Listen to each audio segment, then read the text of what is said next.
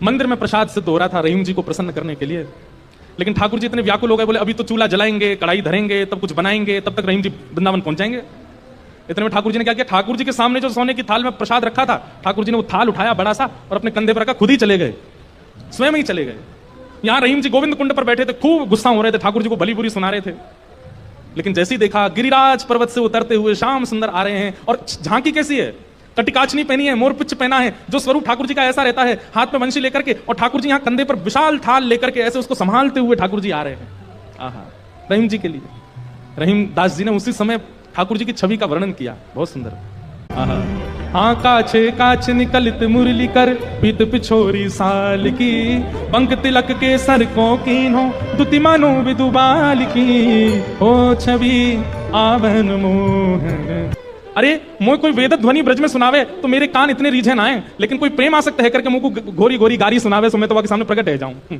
वाह, वो छवि आवन मोहन लाल की, छवि आवन मोहन लाल। और थाल सामने रख करके ठाकुर जी वहां से अंतर ध्यान हो गए, लेकिन रहीमदास जी की स्थिति ऐसी, वो तो उसी छवि में छके हुए बैठे हैं, थाल सामने रखा है। इतने में गुसाई जी अपने असंख्य सेवकों के साथ खूब सारा प्रसाद बना करके लाए। रहीम जी के पास जैसे पहुंचे तो देखें यहाँ तो पहले से ही थाल रखी, और ये वो थाल है जो श्री जी बाबा की है, श्रीनाथ जी की है। नेत्र बंद हैं और एक कोई सामग्री लेकर के प्रेम से रहीम जी पा रहे हैं। गुसाई जी बोले, रहीम जी ये थाल आपके पास आई कैसे? आहा, बिसरत नाही सखी मोमन सो, चितवन बैन विशाल की। बैन मतलब, बैन कहीं कहीं ये अधर का जो अंतिम छोड़ होता है इसको बैन कहते हैं। ठाकुर जी के ये कैसे बोले, इतने मधुर हैं कि जब ये ठाकुर जी मुस्काते हैं ना तो वो जो अंतिम छोड़ है वो इतना प्रिय लगता है ठाकुर जी के मुखमंडल का कि वो मेरे नेत्रों से जा नहीं रहा है।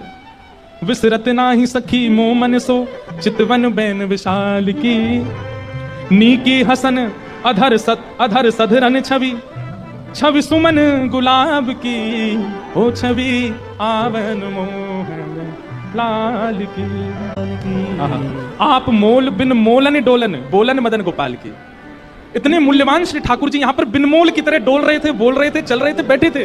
गुसाई जी को बता रहे हैं रहीम जी, इतने मूल्यवान ठाकुर जी यहाँ पर बोल रहे थे, डोल रहे। देखो वो चरण चिन्ह दिख रहे हैं, यहाँ देखो, यहाँ से चंदन की सुगंधी आ रही, यहाँ बैठ गए थे आके, और ऐसे मधुर स्वर बोल रहे थे कि अब मैं किसी और को सुनना नहीं चाहता उनके आगे।